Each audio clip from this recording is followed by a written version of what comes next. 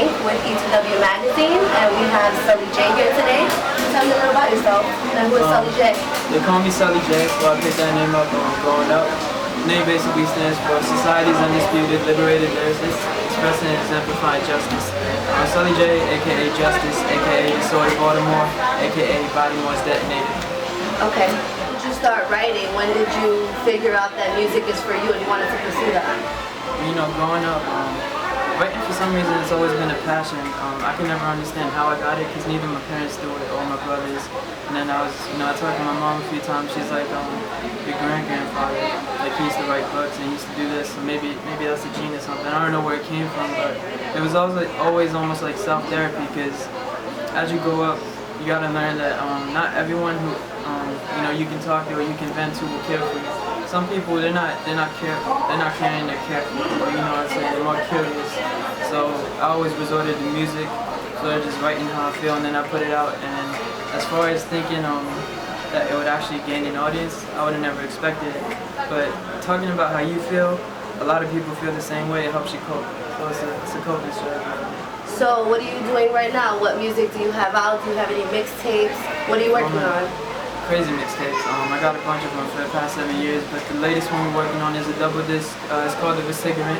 Make sure you look out for it. Shout outs to E2W. They're putting that out in London right now. It's coming out September 2nd, featuring a bunch of artists. Slaughterhouse, Royce the 5'9". Shout outs to him. Shout outs to Kino. They believed in me. Shout outs to Cannabis. Shout outs to Diabolic. Shout outs to Kaniva, D12, Recipes, Proof.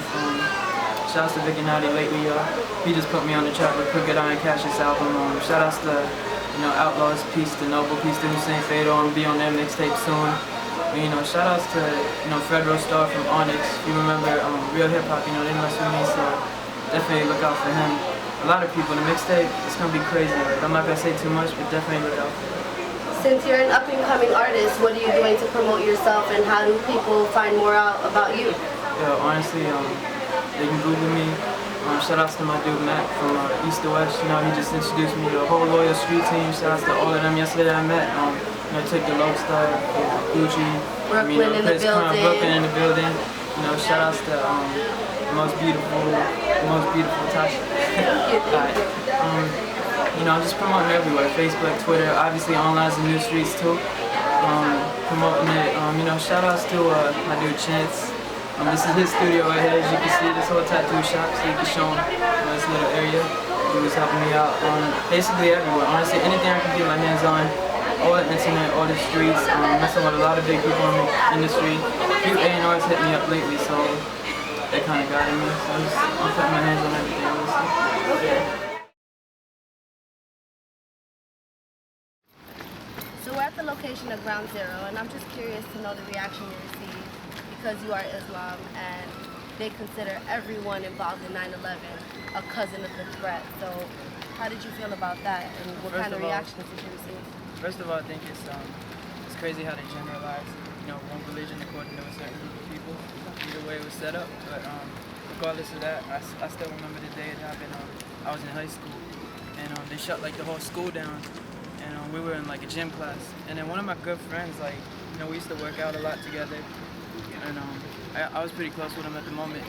And as soon as it happened, his sister worked at World Trade Center. And I still remember his face, he got a call from his mom, and she told him that she was one of the people that got passed. And ever since then, I never did anything to him, but just because all of the politics, the media and stuff, he never talked to me, never looked at me, and it was just weird because I never experienced that type of hatred before for something I never did. So I didn't understand it at the time, and then as I grew, I was just damn, this is the real world. Because I was still in high school, but you learn everything after you get out. You just gotta do it. Take the chance. That's what I learned. Okay. So what builds your hunger and what keeps you striving, even though you aren't there yet, and there's billions of up-and-coming artists? I love the challenge. I feel it in my heart. Once I realized how much of a change or how powerful music is, I just feel like there's no limit. It's not just one scene. I'm not trying to get famous. I'm not trying to be someone on the cover of every magazine. If that happens, that's cool, but I want to change things with music. I want to change the world. I want to build shelters, build schools, just help people out. That's my motive. I don't got bad intentions for this. I want, unify people, basically. I work with you, and as long as you got a positive message, I'm down. You have an inspiring story. Thank you. And I can't wait for everyone to look at this interview. Sure. And you can catch that on E2WMag.com. And we are out. Peace. Peace.